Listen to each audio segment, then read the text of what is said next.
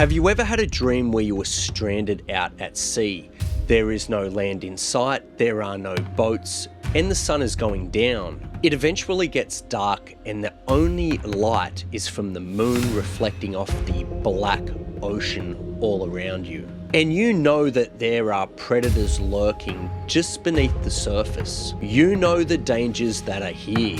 And the only hope you have is that someone, somewhere, somehow can rescue you from this nightmare.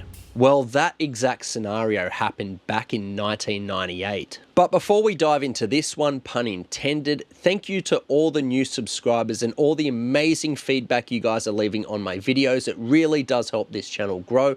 And if you're new here, consider subscribing to the channel. I'm dropping a new video every week. Now let's get into it. It's 1987 on the Louisiana State University campus in the United States of America. 23-year-old Tom Lonergan, a psychology student who's doing a master's in teaching, meets 18-year-old Eileen Haynes. She is a new student on campus, studying to be a teacher as well. Instantly, the pair connect and become a couple. Call it love at first sight. And given how madly in love with each other they are, the two were basically inseparable. It would be a year later, with Tom now being 24 and Eileen 19, when they would drive all the way to Texas to become man and wife. Tom would finish his studies at LSU, and given the fact that Eileen still had 2 years to go, he decides to join the United States Air Force. And it's during his time in the Air Force when he gets to travel the entire world, and he's posted to all these exotic locations. And Eileen back home in Louisiana is seeing this, and she one day dreams of doing the exact same thing. So it's 1990 when Eileen is finishing off her studies at LSU,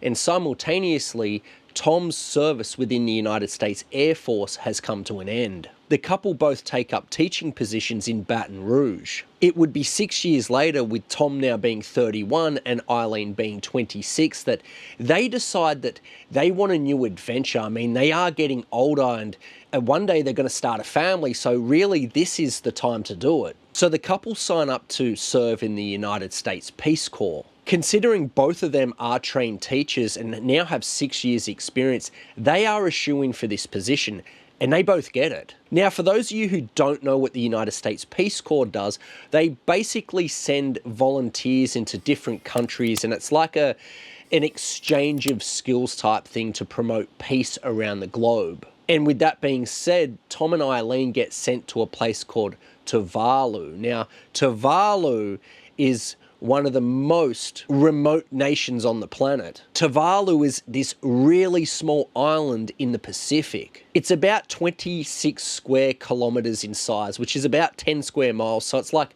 half the size of Manhattan Island in New York. And its population is only like 10,000. In fact, the only way to get there is either by a small plane or a boat. Like, that's how remote this place is. So Tom and Eileen are now living on this beautiful island of Tuvalu, teaching kids in a local school, when Eileen takes up a new hobby with some other US Peace Corps volunteers. You see, being in the Peace Corps, it was very much encouraged that you immerse yourself within the culture that you're living in. And one of the biggest things that they were doing on Tuvalu was scuba diving and snorkeling. So Eileen went and did that. Now, Tuvalu itself is made up of 9 smaller islands.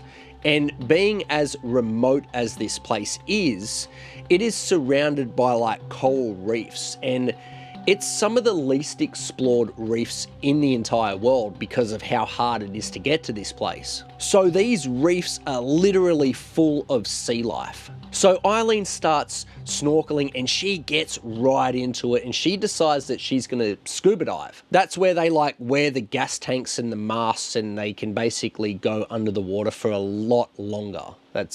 You probably already know what that was. But just in case, I don't know, just in case. Now, she's enjoying this so much that she convinces Tom to come along with her. And Tom is very reluctant at this point. We'll get into Tom in a little bit, because he's like, I don't know, a bit of a buzzkill at times, but Tom eventually does go along with Eileen, and he loves it. In fact, the pair love it so much that they become certified scuba divers. It's at some point during their 2-year contract with the US Peace Corps that their time in Tuvalu comes to an end. they're going to be sent to live in Fiji. Now, Fiji is a much larger island to Tuvalu, but again, the scuba diving is absolutely insane, apparently. So they're over the moon with this new posting of theirs. They're like, this is great. Now we can go and scuba dive in Fiji. And it would be in Fiji where they would see out their 2-year contract. It's late 1997 and Tom and Eileen are planning to head back to the US. They're planning to head back to Louisiana, but they come up with this idea. They've never been to Australia, so they want to go to Australia and they want to scuba dive at the Great Barrier Reef. Now, the Great Barrier Reef is one of the 7 wonders of the world, so they tell their family back in the US, hold off on this welcoming home party because we're going to go all the way to Australia, which from Fiji is not that far anyway. It's about 7 or 8 hours by flight. We're going to go to Australia before we come home. And this is like their last hurrah too, because another thing that's coming up in 1997 is their 10-year wedding anniversary. So they're like, well, we can kill 2 birds with 1 stone here before we go back to the same old.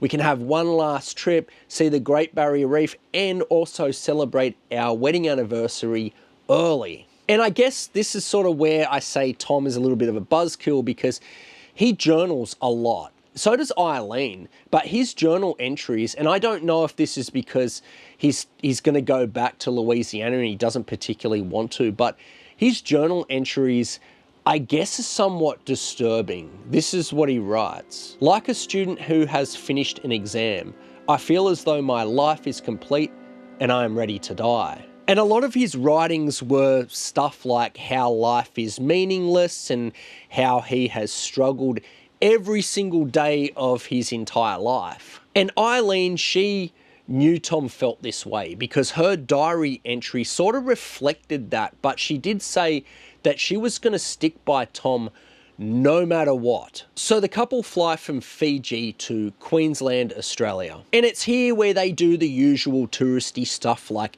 patting a koala and staring at a kangaroo. I'm just guessing. I don't know if they did that. I'm assuming they did. Let's be honest, everybody does it. But they book a scuba diving day trip with a company called Outer Edge Dive. And this company takes guests offshore so that they can dive parts of the Great Barrier Reef. But the thing with this company is they take them to the outer parts of the Great Barrier Reef because the inner ones, you can go snorkeling. You don't need to be an experienced scuba diver or anything like that. But to do the outer parts of the Great Barrier Reef, this is where it meets the ocean. You have to be pretty skilled. You have to be to a certain level. So it's more for advanced people.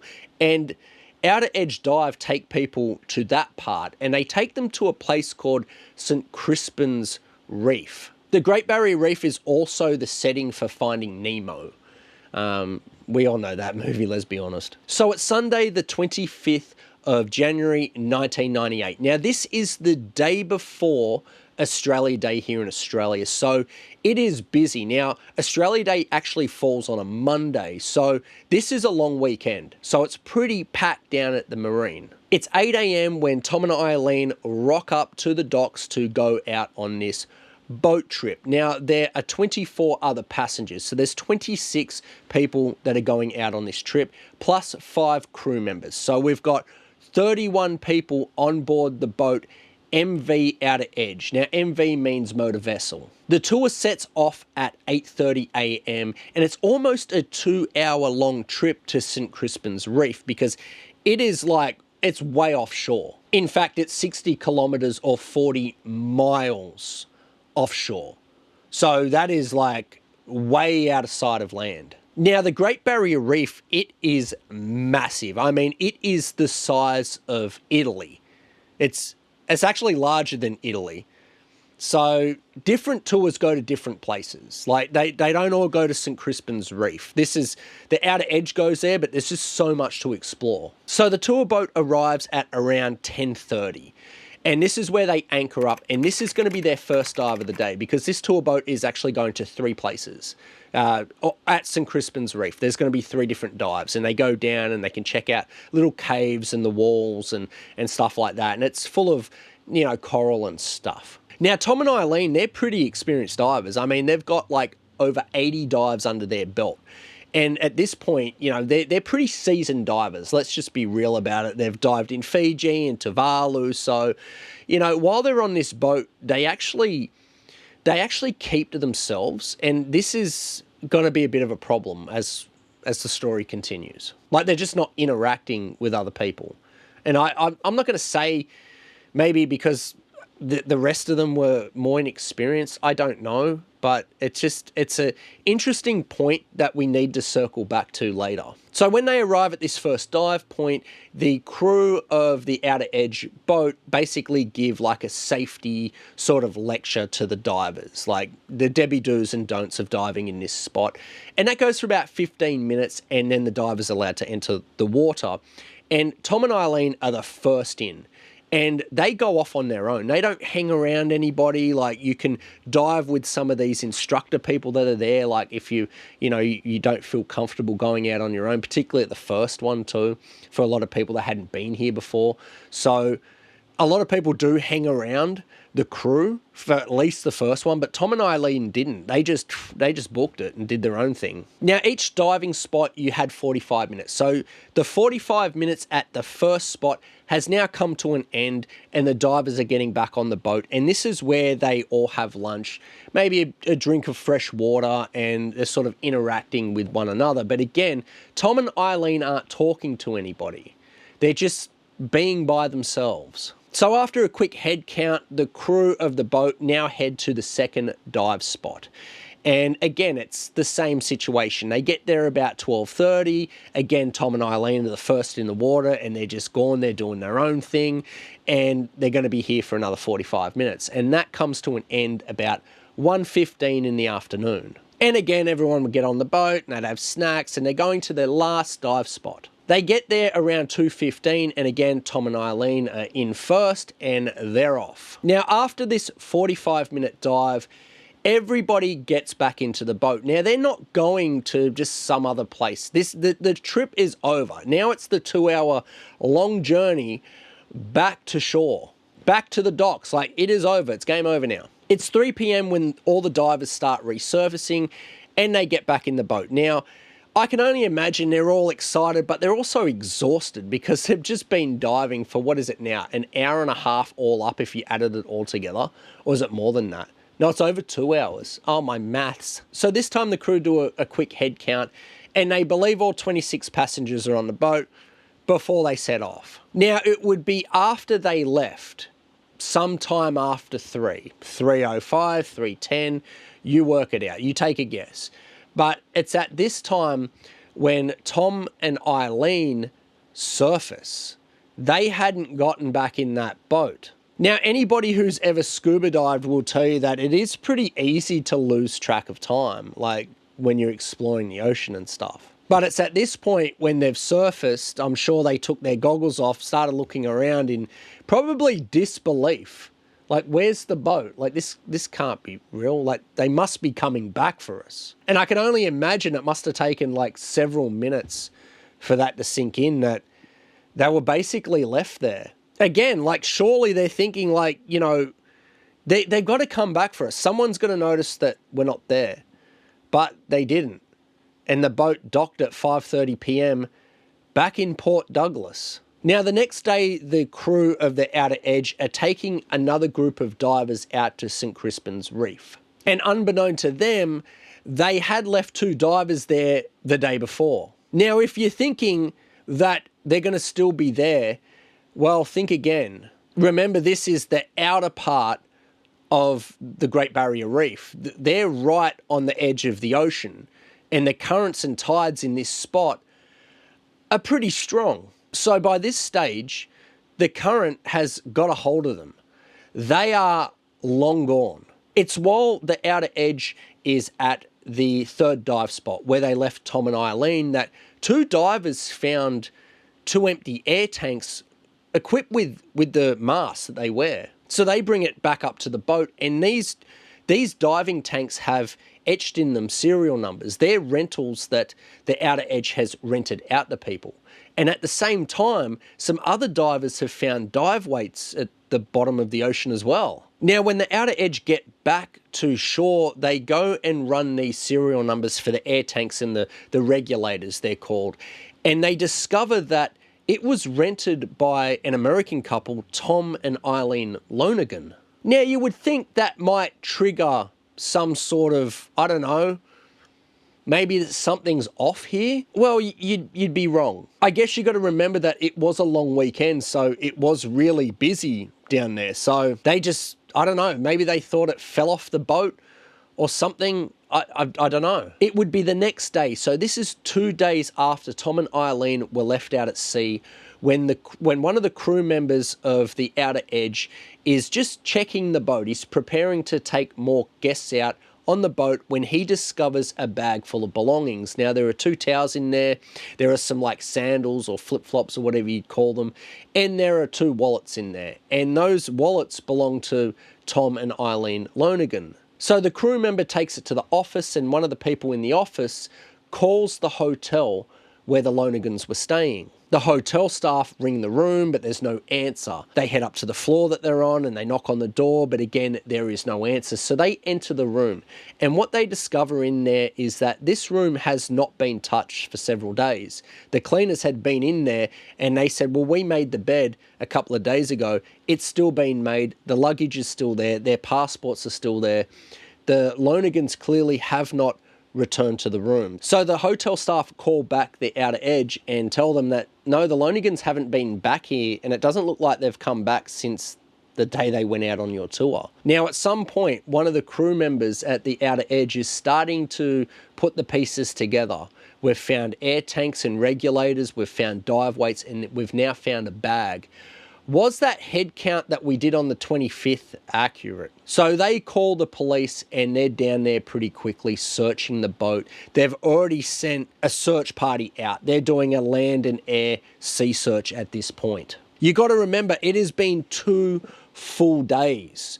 So rescuers are looking at the charts for the tides because they're like, well, they've got a 2-day head start on us. And the currents from these last 2 days are suggesting that they've been swept further out to sea. So the search spans 3,200 square nautical miles, which is roughly the size of the entire state of Connecticut. But given the fact that the rescuers are literally looking for 2 heads bobbing in the water, it is like looking for a needle in a haystack. So when Tom and Eileen had surfaced and come to the realization that the boat had gone at some point when the sun was going down, which would have been roughly 7 p.m. and it's starting to get dark, they came to that realization that nobody was coming back for them. And the moon sat very low in the sky, so it would have been completely black all around them. Just total darkness. And as the tides are picking up,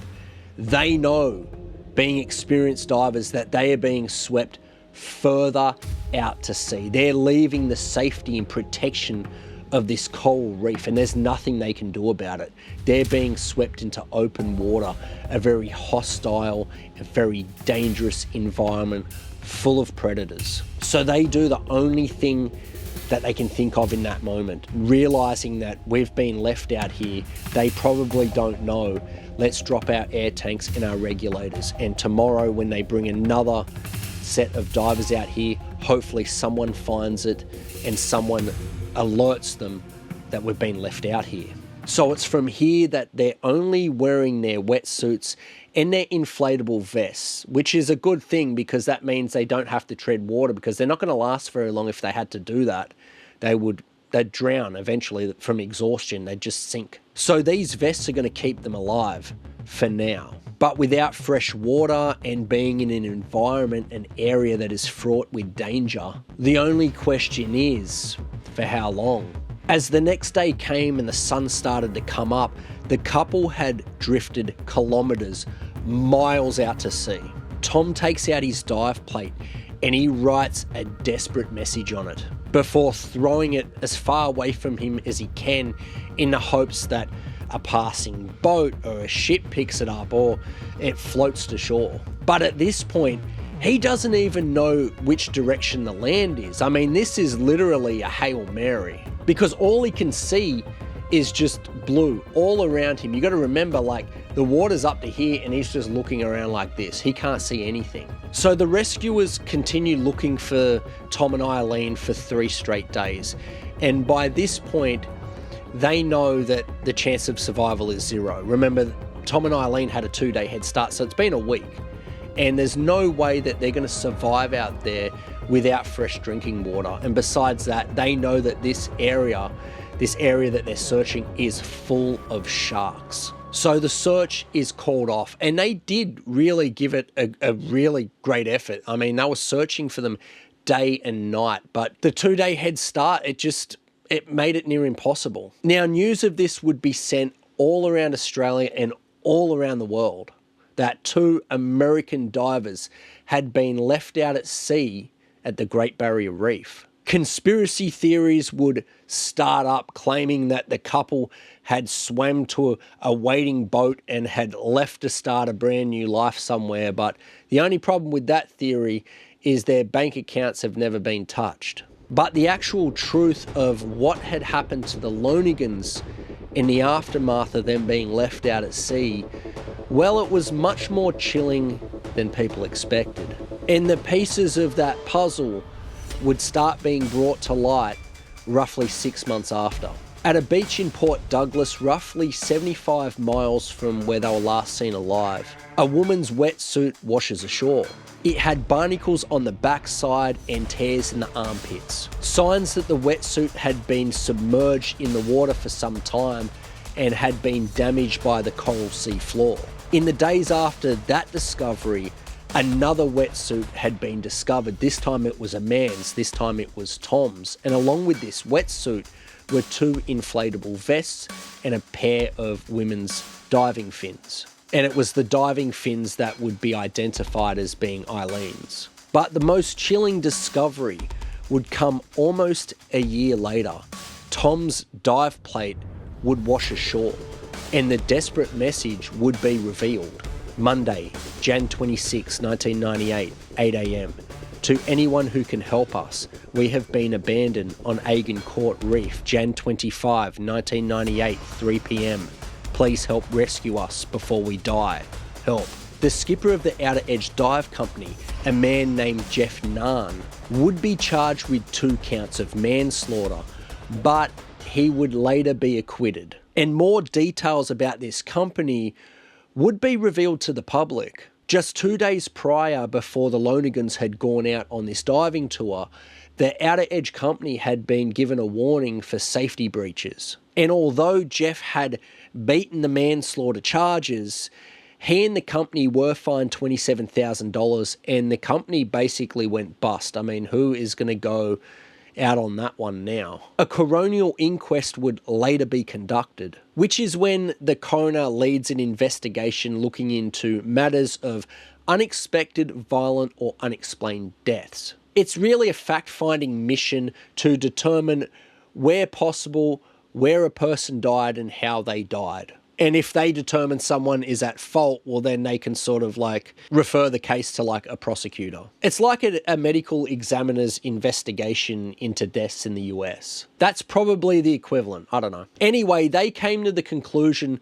with testimony from experts that after Tom and Eileen Lonergan had been left out on St. Crispin's Reef, that the couple likely survived no more than 2 or 3 days before being overcome with exhaustion, dehydration, and eventually drowning. What they believe happened is that at some point, delirious from thirst, having not had a drink of fresh water, and suffering from sunstroke, the couple said their final goodbyes to one another, removing their inflatable vests and removing their wetsuits.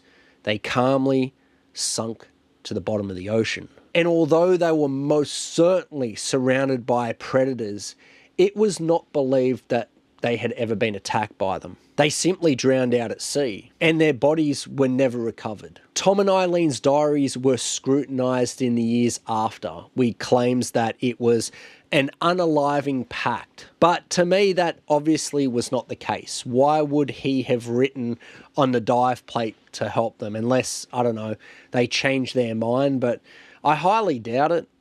but stranger things have happened, I guess. But at the same time, when you look at this case, it's like, had they talked to other people, because I can't imagine out of the 24 other people there that there was other Americans, they would have stood out. So had they talked to people and interacted with them, and yeah, we've been in the Peace Corps for 2 years, somebody would have noticed they were missing. They were like ghosts on this vessel because they didn't talk to anybody. And the crew, I mean, the crew not doing their job properly and miscounting how many people were there, like, how can that happen? But I guess, you never know what somebody's going through. Everybody has their own issues, and like maybe the person who was supposed to do the head count had financial issues or relationship issues and his head was somewhere else. Like, how can you mess that up? But again, you've always got to remember, just when you're looking at somebody, that they could be going through something, and maybe that was the case, but it's a pretty big mistake, man. And my thoughts are, if there were other Americans on there, they would have known. They would have been like, hey, where are those people from Louisiana? Because surely that boat was just full of Australians. And had they spoken more, people would have most certainly noticed. I mean, yeah, damn, man, damn. But anyway, that's the story of Tom and Eileen Lonergan, the couple who actually inspired the film Open Water. That film was based on that. The couple whose last moments on Earth would have been a living nightmare. I can't think of a worse way to go.